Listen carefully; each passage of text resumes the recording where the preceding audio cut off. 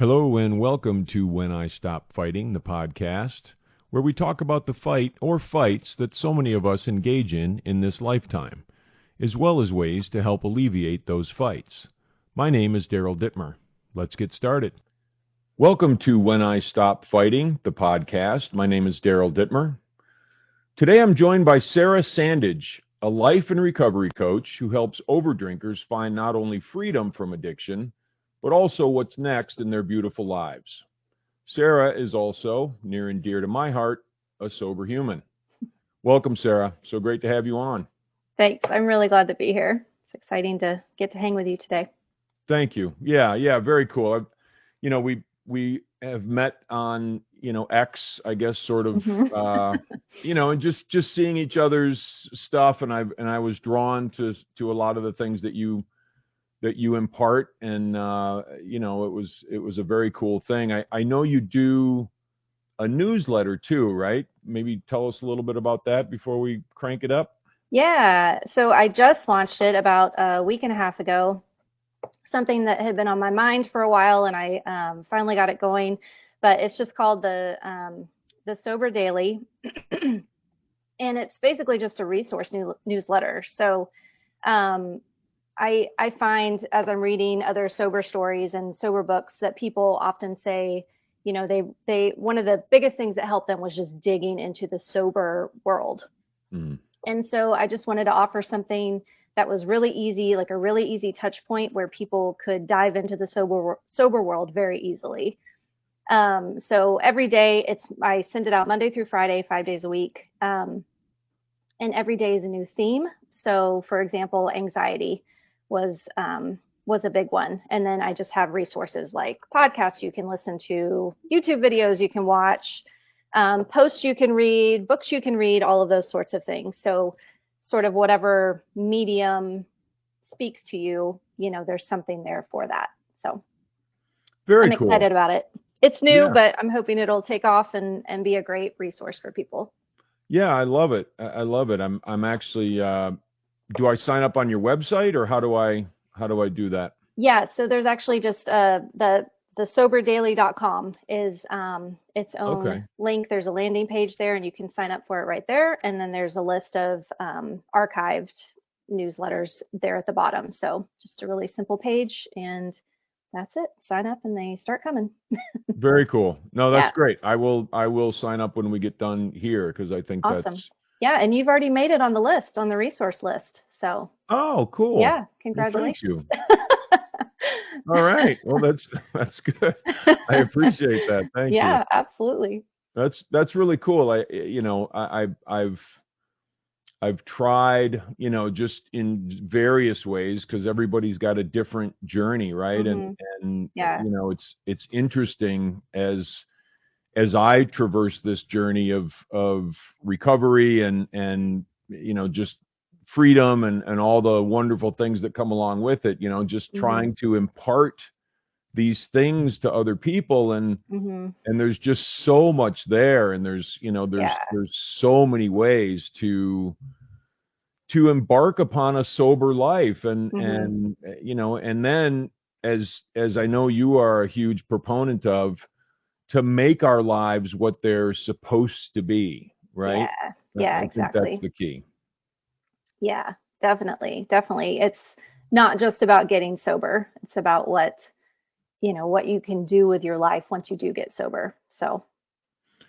Yeah. And then I've been working on that for a bit, and and have, and have loved it, and it's not always fun. I mean, sometimes it's not. Sometimes life can be difficult, and I think that's an important thing I'm going to get to your story in a minute, but I think that's an important thing to impart to people is, look, life can be difficult, either sober or not sober. It's certainly going to be more difficult not sober, but the expectation, I'm a huge fan of expectations, and I want people to know that life is still going to happen. Life is still going to be, potentially difficult and disappointing, but you can deal with it from a completely different perspective. From as far as your mind and your heart and your soul, and and all of those things. So, Yeah, so exactly. yeah, Exactly. very cool.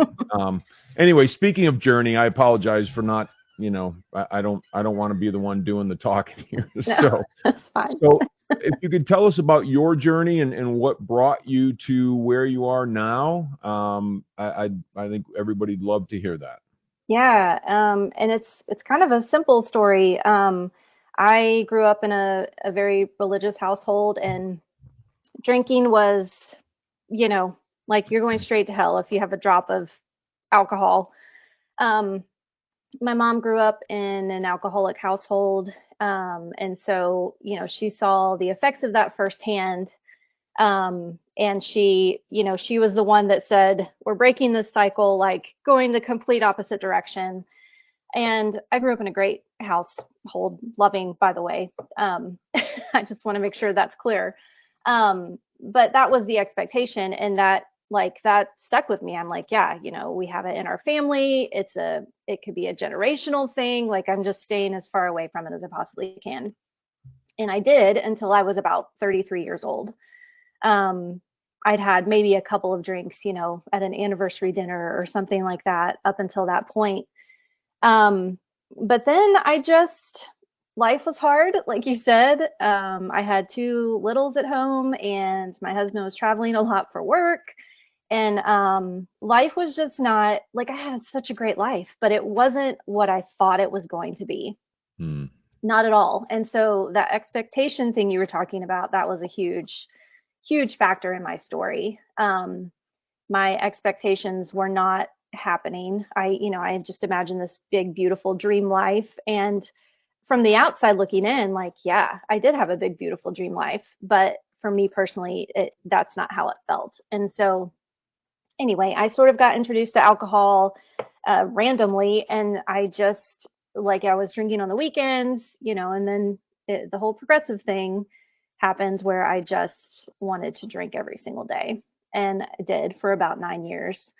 Um, and I kept trying to quit, and I knew I was drinking too much, and I was thinking about it constantly all the time. There'd be the wine bottle on the counter, and I think, when is it too soon to start drinking that? Um, and then we moved overseas for a couple of years, and the culture there was very alcohol heavy. Hmm. Everybody drank at every event. I remember the first birthday party we got invited to, a kid's birthday party, was at like a club, like a country club type thing.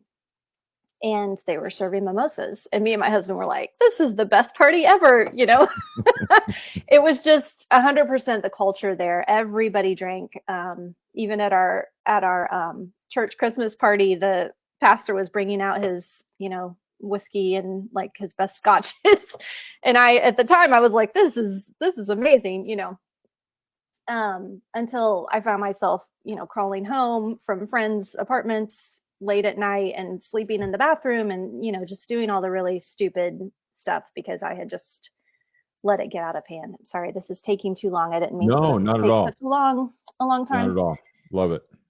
Um, so we moved back from overseas, and that was probably the hardest year of my life. I had just tanked with drinking, and we didn't want to move back, and it was a whole thing.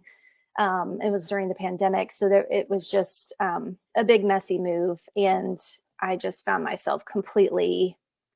Um, I guess it was my rock bottom.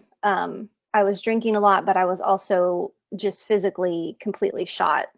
My hormones were completely messed up. I couldn't function half the time, not because I was drunk, but because like my brain was just fried.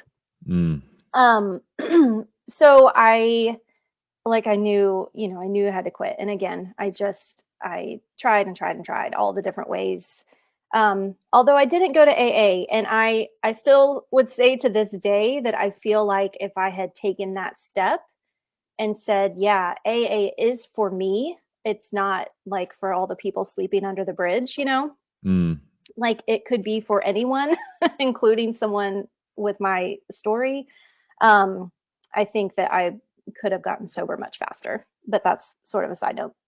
Um, anyway, so my story ends with a miracle, and I had some friends praying for me, and I of course have been praying for myself, that the Lord would literally just take away the desire to drink, and that's exactly what happened. It was literally like overnight. Like I just lost the desire to drink, and it had been my 100% sole focus for 9 years. Um, and of course, I had to actually still quit. I had to stop putting the liquid in my mouth. But as soon as I did that, that was it. That was the end of it. So it's been 2.5 years. And of course, there's, every once in a while, it's like, why, like, of course I can drink. You have that moment where you're like, I'm fine now. And then and then you think back, like, how many times did I say that and then end up relapsing and right back in the same hole and even worse. So um, the temptation is very, very small. I'll say that because I know where it would lead back to. So Very cool. No, yeah. and thank you for sharing your story. It's so important to hear different stories from different people, and I was probably more of a normal, hey, I started at around 13 and it progressed, and Mm-hmm. then I have an abnormal story of being, getting sober at 19, which, be Mm-hmm. 2 years before I was old enough to drink. So, and everybody's story is different. I think Yeah. it's very interesting that you were 33, really Mm-hmm. when you kind of started on that journey, and Yeah. but I guess it just goes to show that everybody starts in a different spot. Everybody's, progression is a little bit different, Mm-hmm. and the stories are a little bit different. Mm-hmm. I had a hard time relating, like you said, the people under the bridge, right? And Right. I used the 12 steps, but I was 19. Mm. I hadn't lost a home, I hadn't lost a house, I hadn't lost a wife, I didn't have anything. Right. Right. I didn't have two nickels to rub together, so there was not much to lose other than my mind and Mm-hmm. my soul and my heart and all of those things that I think in the 12 steps they call it a spiritual malady, which I would say Mm-hmm. is, for me was very accurate, but also, I was emotionally, mentally, and spiritually bankrupt, Mm-hmm. and that was sort of what drove me back. So what drives you now in terms of sobriety? I think I love that you're reaching out to help people, and congratulations on 2.5 years. I think that's Thanks. awesome. Yeah. Yeah, that's really cool. So what drives you now? What keeps you going? What keeps you on the path and continuing to grow your helping of others? Mm-hmm. Um, I mean, one big thing, like you said, is my mind. I'm a huge dreamer. I love to plot and plan and think. Like I like to just sit around and think. And that last year, before I did get sober, my brain was just gone. Mm, I would sit and just stare at the TV and have no thoughts about what I was watching. There was no interaction in my brain. And I noticed that, like I recognized, like, I don't have any thoughts. I haven't come up with a new idea in a long time. And I'm like an idea generator. Like every day I have some new big plot and plan, for something. And it was just gone. And so I hated that. Like I hated it so much because it's a huge part of who I am and my personality. Um, so that's one big thing that it always inspires me to like stay sober because I don't ever want to lose my brain again. mm. Um, and then of course I have kids. I have teenagers who are watching every single move I make, and they let me know, that they're that they're watching. If I say I'm going off coffee for a week and I slip up and get one, my daughter's like, "Mom, you said you were going off coffee." So I have two like really good little consciences sitting on my shoulders at all times. Um, so that's huge to me. That makes me motivated. And then just as far as like helping people, I even before I got sober, I kept thinking like if I ever conquer this, I want to help other people because it's the darkest place I've ever been. I know there are other dark places, that people go. Like you said, everybody has their own personal story.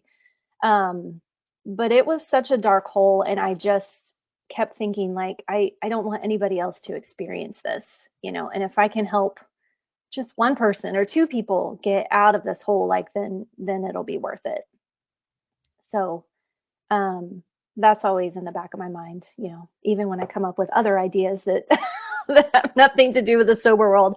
I just think it was a gift that I was able to get sober, and I would love to help other people do the same thing. So Yeah, that's great. That's great. I look at it exactly the same way, and I've done my best to try to help other people with whatever I can from a yeah. sobriety perspective. But you mentioned it being a gift, and Mhm. and I look at it exactly the same way. But that's difficult to do, when you're still in the throes of toward the end, or you're just Mhm. newly sober, and it's difficult, and Mhm. it's all those sorts of things. But how do you, if you could just maybe expand on that gift, as opposed to, a lot of people look at it like, oh, I got to get sober. I got to, right? Mhm. And Yeah. there's a huge disparity there between Mhm. a gift and I hate to say curse, but kind of a Mhm. curse, right? Yeah, well, and sometimes it does feel that way because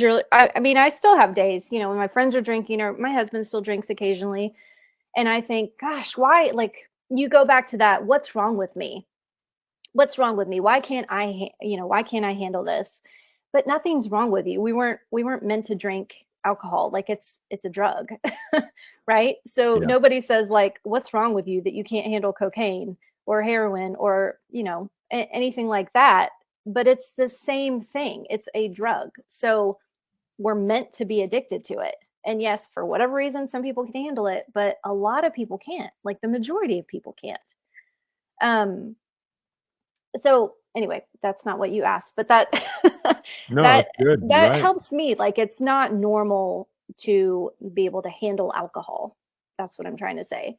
Um, and so when I don't know, just again back to that dark hole, like once you get out of that and you realize as you start to heal, you start to go down that path and you get further and further along, and you're just able to see how much more you can do, how much more you can handle in life. Um, you get your creativity back. You're able to enjoy activities again because you don't have that constant voice in your head saying, "When am I going to get my next drink? How much did that guy drink? Are they noticing how much I'm drinking?" All those questions that just bombard you, like all of that goes away, Hmm. and you just have all this space to be who you are. Like, I think alcohol just completely uh, inhibits, I guess, maybe who you are as a person, the things you love to do, the things you love to think about, and just who you are. That's the best way to say it. So it's almost like you become alcohol instead of Sarah or Daryl. Mm. That becomes your identity. I don't want that to be my identity. No, And the no. further you get away from it, I think hopefully most people start to realize that. But you do, like you said, it takes time, and I think the more you've been drinking, the longer it can take, and that's something to keep in mind. Yeah, yeah, 100%. Um, one of the things I talk about in a book that I have coming out in a couple of months is the further you go into the weeds, the longer it's going to take to get out of the weeds. I mean, Mm, that's just yeah, that's that's a just great analogy. kind of how it goes, and Yeah. that's okay. It's okay for wherever we're at and whenever we Mhm. decide to make those changes and do life differently and that sort of thing. But for me, it's important to understand, and the weeds aren't just about drinking or drugs or whatever. The weeds Mhm. can be, I can be in the weeds in sobriety. I can be in the weeds Mhm. in recovery. And Mhm. how far do I want to go into the weeds, with whatever I'm doing? Because the cool thing about being sober is, the little voice starts kicking in and like, nope, that's probably not a good idea, and you Mhm. kind of get those Mhm. little messages Yeah. and now I can't if I don't listen, I'll just beat my own butt, like all right, Daryl, get it together, and Yeah. and and so that's just kind of how it goes. But what came to mind for me when you were talking was that sobriety is such an opportunity, to change. And Yeah. I've thought about, had I not gotten sober, I'm sure I'd be dead or I'd be in prison or wherever. That would just be part of it. I wouldn't have lasted to the age I am now. I'm certain of that. But what if I was just a person who drank like a normal person and went about my life and went to my job and did my work and that sort of thing? Mm-hmm. I would never have been introduced to, maybe not, I can't say never, but it's possible I would not have been introduced to something as meaningful and able to change me as, for me, it was the 12 steps that got me started on the path. And I've, the 12 steps have just been implemented in my life for a long time, but what a plan for living, and what an opportunity for living and for changing and for growing and for treating people right and for helping Yes. people, right? Yeah. I mean, so it's Yes. an opportunity at this point, as opposed Yeah. to, anything else. It's an opportunity. Mm-hmm. Yes, absolutely. And that, I think that's sort of what you were getting at with it being a gift is, um, if you haven't gone through something big, then it's hard to have empathy for people. It is hard to grow and to change and to realize, like, I can do hard things. Like, again, there's just so many things that come with it, like what you were saying. I Do you read the Daily Stoic? He has a newsletter. Have you heard? I I I don't know do if you've heard not. of him. I do not. Okay. I just started reading it, and it's really good. Um, but he had a post the other day about how if we don't go through fire, it's that age old analogy. Like, you have to walk through fire to become something, to like learn and grow and change, and just have that perspective of looking back. And I think the empathy thing is being able to help people and understand people. Um, that that's probably one of the biggest gifts that comes from sobriety or walking through any kind of, tragedy, trauma, anything like that. Um, I remember when we first started trying to have kids, I had a miscarriage. And when I first got pregnant, I was telling everybody and I was so excited. And I was just completely ignorant and oblivious to other people, to whoever I was telling. I wasn't paying attention to their story. But as soon as I had that miscarriage, everything changed. Everything. My entire perspective on life changed. And suddenly I started paying attention to people more, to where they were at in their journey. And of course, there was some bitterness that came in with that. When I would see pregnant women everywhere, I'd be like, oh, why them and not me? That whole Mhm. thing. Um, but that was like the first tragedy. I had a really good upbringing. Very blessed, lucky in that way, because I know that's not, like, there's so many stories that aren't like that. And so, um, I think it was 25 maybe when that happened. And that was sort of like the first big tragedy in my life that really opened up my mind to, just feeling for people, having empathy, and like understanding not everybody's coming from the same place. Um, the cashier today, she might be really grumpy, and there may be a really good reason for that. Yeah. Just really simple things of like being able to see people, and then walking through being addicted to alcohol, and then breaking free from that. My goodness, talk about a like, just having so much love and empathy is the best word for people and for wherever they're at, in their life, in their stage, and not judging them because they can't figure it out, and all of that. It's just, that's a huge gift in sobriety for sure. It is. It is. And being able to, you mentioned empathy and seeing people, Hmm. and that's one of the things that's so important to me now, because because rather than getting, upset with the cashier, now I can smile at the cashier. Now Yeah. I can maybe do something that would change that person's day instead Mm-hmm. of getting all wrapped up in myself, like, Yeah. oh man, they're really bumming me out, or she did this wrong, or like all that Mm-hmm. sort of stuff. Yeah. I'm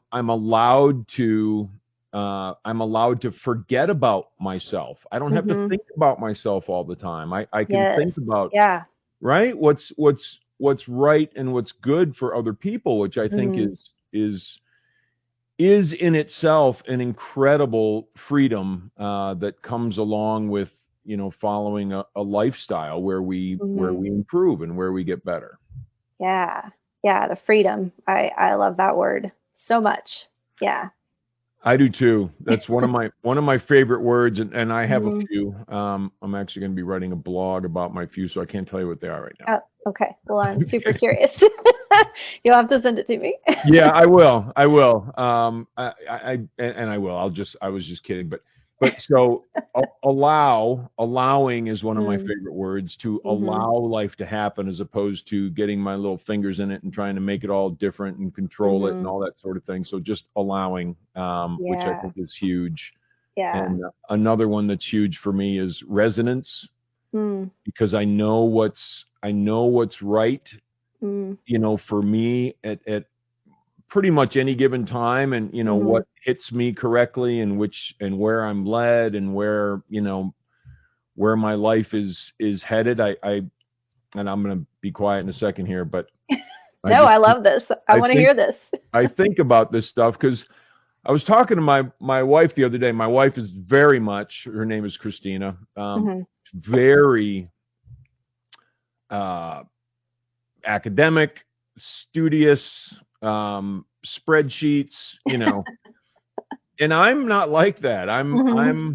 I'm like, okay, well, whatever. What do I need a to-do list for? The only time I ever need a to-do list is when my brain overflows and I have to write some things down that I need to remember. But Yeah. so we were having that discussion the other day, and what came to mind for me was resonance. I did have a point, and although it didn't sound like it. Um, but resonance for me, there's I'm being led on what's next, Mm-hmm. and I love that feeling, because that in itself is a freedom. Yeah. To I won't mention number three, but it sounds like reverence, which Okay. we can talk about some other time. But so the fight with alcohol, that you had, and that fight is mostly gone, right? Which Mm-hmm. is cool. So Yeah. what else? What do you what do you fight with today? Are there any fights that sort of stick out, or Oh, what do you? man. Definitely myself. Mm, Um, and I was thinking about this because I know fighting is, it's sort of a theme of yours. But the word wrestling came to mind. mm, A specific type of fighting. Wrestling is very intimate. It's up close and personal. If your opponent has you pinned to the ground, if you just stop and breathe for a second and think about your next move, you might be able to get out of it and mm, overcome them. And so it's just this very like intimate back and forth type of just visual image in my mind. And that I would say that is definitely has been a lifelong thing for me with myself because, like I mentioned, I'm very creative, and so I stop and start things constantly. I beat myself up, not a lot. I have a lot of more grace for myself than I used to these days, but just like, why can't you figure this out? Like I sound a lot like you. Like I hate to do lists.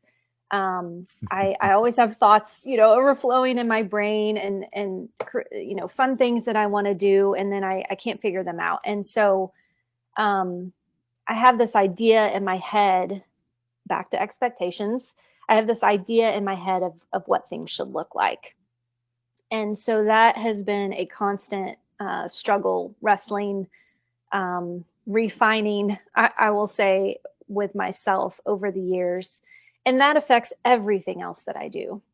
So how I parent, for example, when they were little, I had this expectation of like what that should look like, how they should behave, who they should be. And slowly over the years, like I really let that go and just um, said, you know what, they like this is who they are. It doesn't matter what I say. It doesn't matter what I put in front of them. Like I can put everything in front of them, but they're still going to choose their own choices because they're their own little individual people, Um, so that just having kids and like raising them has been a huge refining process for me, that has helped me grow individually. And then, like I said, again, it just sort of affects every area of my life. So, um, I kind of like who I am today and where I'm going. And it's like, it's really exciting to be like, oh, I'm, like I'm actually a cool person and what I'm doing is actually okay. And like the way that I'm living is the way it, as you said, it resonates with me, like, and accepting yourself for who you are. Um, all those words you said. So just allowing myself to be who I am, um, and finding what resonates with me and then just being okay with that, like allowing that to be okay because that's the way I work. And that, am I making sense? I feel like I'm totally babbling right now. No, you're dialed in. That's good. That's great. I love it. I think that there's the wrestling match. I had no idea when one of my great mentor of my life, his name was Bud, and he said to me, he said, which is why I titled my books that way. He said, Daryl, when you stop fighting, the fighting stops. Mm. And I'm like, Yeah. oh. So that meant like that much to me back then, maybe Mm-hmm. that much. And now, several years later, it's an interesting. I think about it all the time, Mm-hmm. not just because the books are laying around, but that's like I think about it all the time, and the fights Yeah. get more subtle, and the fights, even doing something like if I'm doing my breathing practice or I'm meditating and this Mm-hmm. little thing pops into my head like, oh, you got this to do and you got that to do. And, so then Mm-hmm. the little wrestling match starts, and I'm like, Right. no, no, no, no, no, no, we're not going there. And, Yeah. so I continue doing my thing, but the fights get subtle Mm-hmm. and over time, I just didn't know when Bud told me that, a long time ago, that I was going to be carrying that with me for the rest of my life, but thank God I did, and thank God Yeah. he told me that It's huge. because Yeah. because it's huge. Yeah. So we're getting toward the end here, but Mm-hmm. I love to ask, and because everybody has a little different perspective, and I think that's incredibly healthy. If someone were struggling, and I know you're working with people, Mm-hmm. that certainly could be struggling either with addiction or alcohol or even early in recovery or whatever it might be. Mm-hmm. What is your advice for people just getting on the path and just starting? What would you say are the most important, or were the most important things for you? Um, what do you mean specifically? Like to do, Yeah, or yeah, like if actions they somebody could wants take, to get to sober, if somebody wants to get sober, what should they do? or get sober, or say they're sober and they're struggling, and they don't want to go back, but they don't know Mm-hmm. how to go forward, like that sort of thing. I would say the biggest thing is community. So, um, I've heard it so many times, people trying to do it on their own.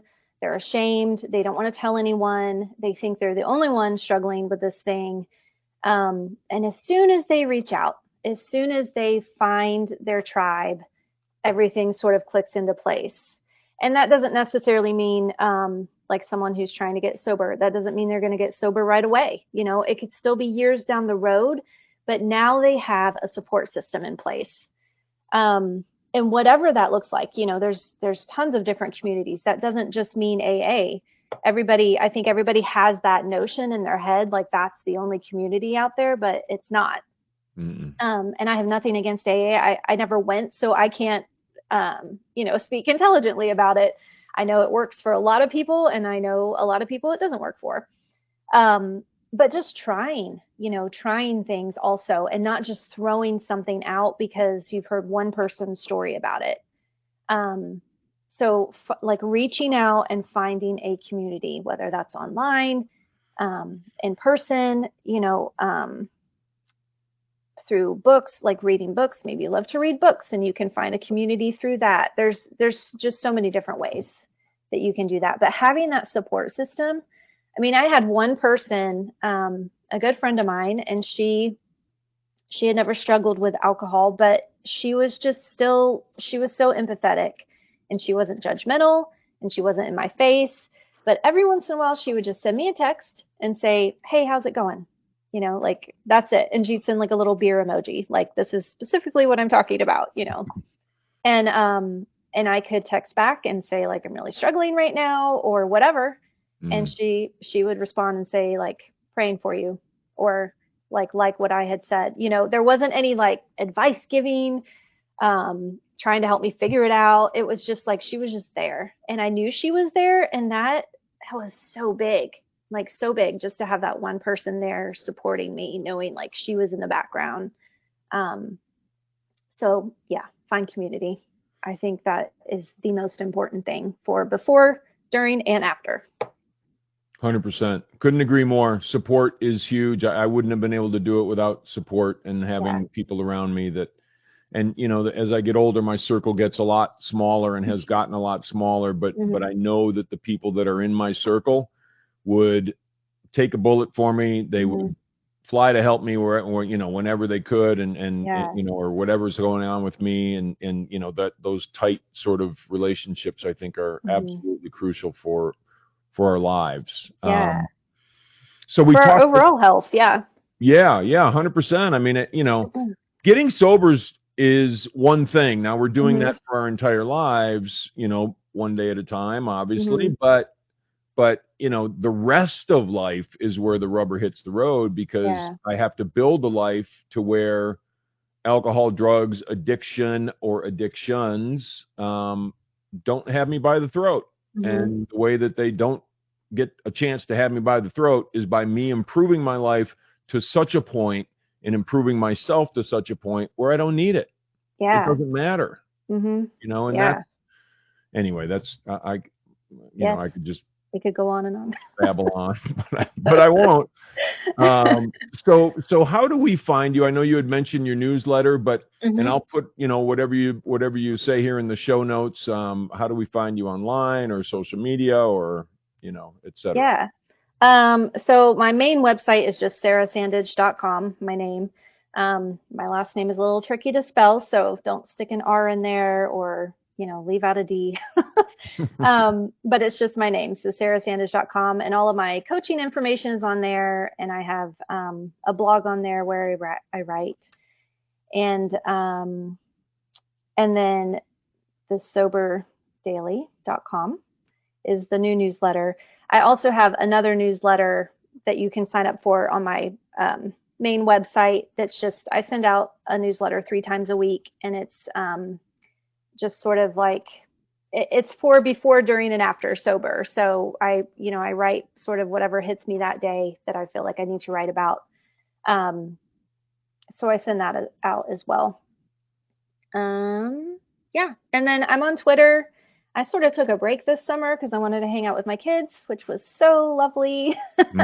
But I'll be digging back into that this fall. So my Twitter handle is at Jesus is my habit, which is what I was planning to like call my whole thing, and then I shifted from that, which is no big deal, but that's why it's called that. So cool. You can find me there too. I love as soon as you said it earlier in the show, the Sober Daily. I think that's just really cool. That's just a cool name. So I'm going to go do that. I'm going to go sign up for that as soon as we get done here, and you should see me pop up here at some point soon. And thank you so much, Sarah. I really appreciate you sharing your story and your wisdom and your experiences and your hope and just the wonderful story that you have, and the message that you have is going to be helpful for a lot of people. So thank you. Thanks for having me. It was fun. We'll do it again. Yeah, that'd be great. All right. Talk to you soon.